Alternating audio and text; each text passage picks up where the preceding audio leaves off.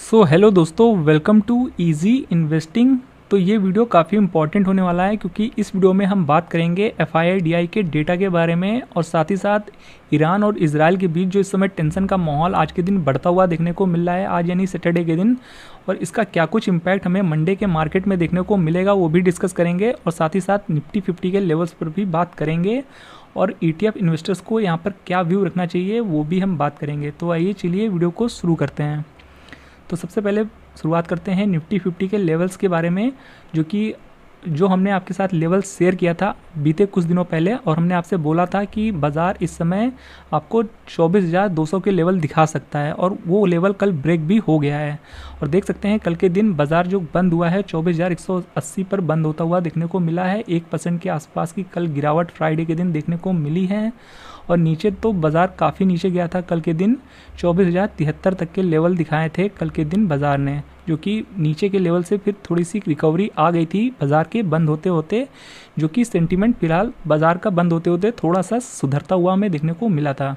पर देखिए आज जैसा कि शनिवार का दिन बाज़ार में जैसे ही आया तो देखिए न्यूज़ तो कुछ अच्छी देखने को नहीं मिल रही है। देखिए न्यूज़ आ रही है कि इजराइल ने ईरान पर एक बार फिर से हमला कर दिया है और यहाँ पर जो इजराइल और ईरान के बीच टेंशन वाला जो सिचुएशन है एक बार फिर से बढ़ता हुआ देखने को मिल रहा है और ये वॉर जो है अब एक बार दूसरा मोड़ लेता हुआ देखने को मिल रहा है, जो कि कुछ समय पहले आपने देखा था कि ईरान ने इजराइल पर अटैक किया था और अब इजराइल ने उसका बदला लेते हुए इस बार ईरान पर वापस से हमला किया है। तो वापस से आप यहाँ देख सकते हैं कि जो वॉर कंडीशन है वो अच्छी देखने को नहीं मिल रही है और यहाँ पर टेंशन का माहौल बढ़ता हुआ देखने को मिल रहा है, जिसका कि आपको इम्पैक्ट डेफिनेटली मंडे के मार्केट में देखने को मिल सकता है। और देखिए ऐसा नहीं है कि आपको बहुत बड़ा इम्पैक्ट देखने को मिलेगा, क्योंकि देखिए इससे पहले भी बाज़ार ने इस वॉर सिचुएशन को, क्योंकि इजराइल और ईरान का ऐसा तो है नहीं कि पहली बार वॉर हुआ है, पहली बार अटैक हुआ है, इससे पहले भी ये दोनों देश एक दूसरे पर अटैक कर चुके हैं और बाज़ार एक ही न्यूज़ पर बार बार ज़्यादा बड़ा इम्पैक्ट नहीं दिखाता है, क्योंकि इसका पहले भी बाज़ार में इम्पैक्ट आ चुका है। तो इम्पैक्ट देखने को तो मिल सकता है मंडे को, पर बहुत बड़ा इम्पैक्ट आपको देखने को नहीं मिलेगा क्योंकि बाज़ार ऑलरेडी गिर रहा है। और साथ ही साथ अब बताना चाहेंगे देखिए FII का डेटा, तो ये बहुत बड़ी न्यूज़ निकल के आ रही है दोस्तों, जो कि हम आपके साथ शेयर करना चाहेंगे।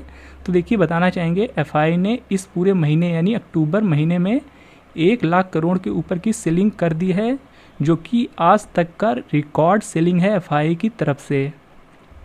ऐसा आज तक कभी नहीं हुआ है दोस्तों कि एक पूरे महीने में FII ने 1 लाख करोड़ की सेलिंग की हो। हम आपको याद दिलाना चाहेंगे कि कोविड के टाइम में भी इतनी सेलिंग FII ने नहीं की थी। उस समय जब बाज़ार निफ्टी 50 40% तक क्रैश हुआ था, उस समय FII ने सिर्फ और सिर्फ 66,000 करोड़ के आसपास की सेलिंग की थी।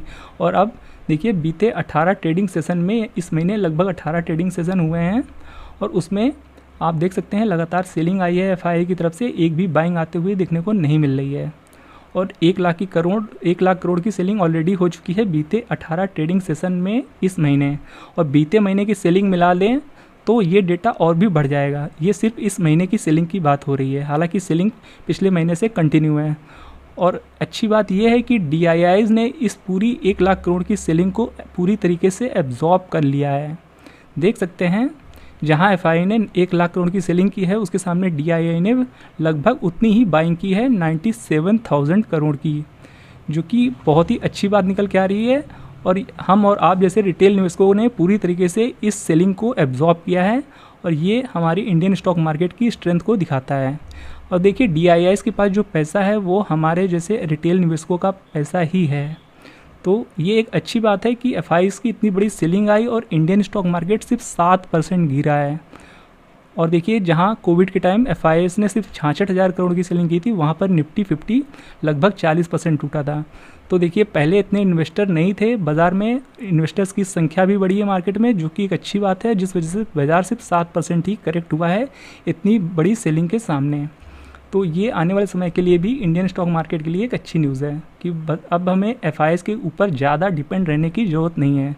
और देखिए FIIs की सेलिंग लगातार तो चलती रहेगी नहीं, एक समय ऐसा आएगा FIIs भी बाइंग करेंगे इंडियन स्टॉक मार्केट में, जब इंडियन स्टॉक मार्केट का वैल्यूएशन अच्छा हो जाएगा, क्योंकि वैल्यूएशन यहाँ पर थोड़ा हाई था, इस वजह से FIIs सेलिंग कर रहे थे, ये हम आपको बताना चाहेंगे। और अब इतनी सेलिंग के बाद बाज़ार काफ़ी गिर चुका है, अब स्टॉक भी काफ़ी गिर चुके हैं, तो जाहिर सी बात है FIIs वापस से उन्हें आना ही पड़ेगा, क्योंकि जब स्टॉक वापस से अपने फेयर प्राइस पे आएंगे तो उन्हें बाय करना ही पड़ेगा अगर उन्हें रिटर्न कमाना है तो देखिए ये तो सारी बातें हो गई डेटा की। अब देखिए अब हम आपको कुछ इंपॉर्टेंट लेवल बताना चाहेंगे निफ्टी 50 के, जो कि आपको ध्यान में रखने हैं। तो देखिए जो हमने लेवल पहले शेयर किया था वो तो ब्रेक हो ही चुका है, और देखिए ये सेलिंग और ये गिरावट आने वाले दिनों में और भी देखने को मिल सकती है। और अब जो इम्पोर्टेंट लेवल निकल के आ रहा है वो निकल के आ रहा है कि 24,000 के नीचे बाज़ार जा सकता है नेक्स्ट वीक या आने वाले कुछ दिनों में, और 23,800 से 23,900 के बीच अब ये बाज़ार जाता हुआ देखने को मिल सकता है आने वाले कुछ दिनों में। तो ETF इन्वेस्टर अगर आप कहीं भी पैसा लगा रहे हैं तो ये लेवल ध्यान में रखिएगा, बाज़ार यहाँ तक जा सकता है इजीली 23,800 से 900 के बीच में। और वहाँ से अगर ब्रेक आता है यानी वो लेवल भी टूट जाता है 23,800, तो वहाँ से और भी गिरावट देखने को मिल सकती है। तो गिरावट का माहौल है, तो आपको जो भी पैसा लगाना है तो वो आप थोड़ा थोड़ा करके लगाइएगा। खैर आप ETF इन्वेस्टर हैं तो आपको बहुत ज़्यादा टेंशन लेने की ज़रूरत भी नहीं है, क्योंकि देखिए आप किसी भी ETF में निवेश करते हैं तो वो सेक्टर या किसी इंडेक्स का ही ETF है, और आप किसी भी सेक्टर या किसी भी इंडेक्स का आप रिकॉर्ड उठा के देख लीजिए, जितना भी डेटा अवेलेबल है 10 साल 20 साल 30 साल, आप एक ही चीज़ पाएंगे कि वो सेक्टर या वो इंडेक्स समय के साथ कितनी भी साइकिल आई है तेज़ी की गिरावट की, वो समय के साथ ऊपर ही गया है। तेज़ी और गिरावट मार्केट का एक पूरा साइकिल होता है, वो कुछ समय बाद आता जाता रहता है।